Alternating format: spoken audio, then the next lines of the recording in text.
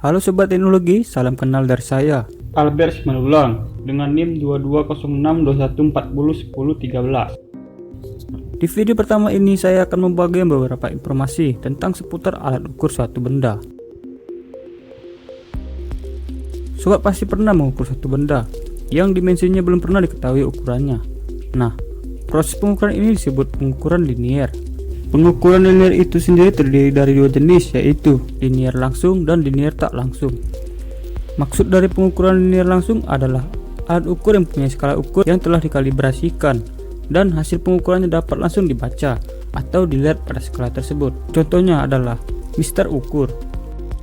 Mistar ukur merupakan alat ukur linier yang paling sering dijumpai, biasanya berupa plat baja atau kuningan, di mana pada kedua tepi salah satu permukaannya diberi skala atau metrik dan inci.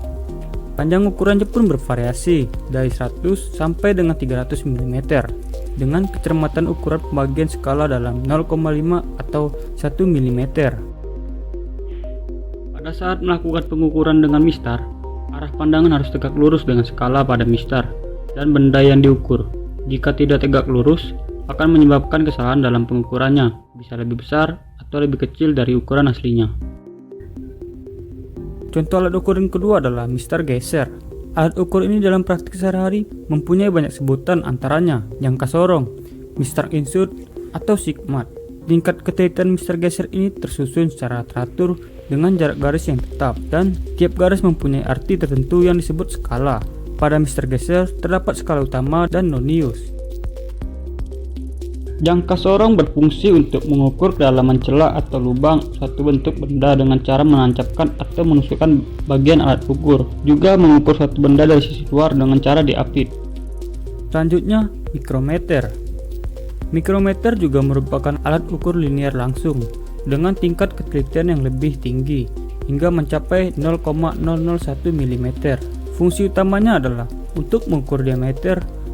Mikrometer juga terbagi tiga macam, yaitu mikrometer dalam, mikrometer luar, dan mikrometer kedalaman. Nah, itulah pemahaman tentang pengukuran linier langsung dan contohnya. Sekarang, lanjut dengan penjelasan pengukuran linier tak langsung. Pada pengukuran linier langsung, hasil pengukuran dapat langsung kita baca pada skala ukur yang terdapat pada alat ukur yang digunakan.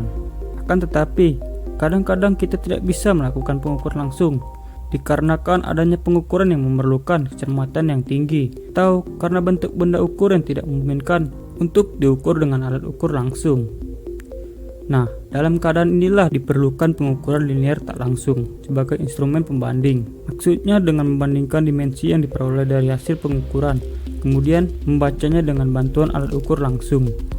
Pada pengukuran ini akan terjadi dua kali proses pengerjaan.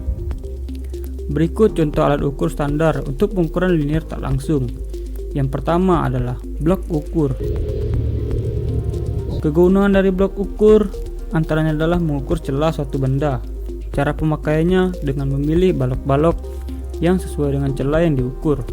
Apabila antara celah dan balok terpasang dengan posisi presisi, maka itulah ukuran dari celah tersebut. Selanjutnya adalah jangka bengkok dan jangka kaki. Jangka bengkok digunakan untuk mengukur tebal, lebar, panjang, dan garis tengah benda bulat secara kasar.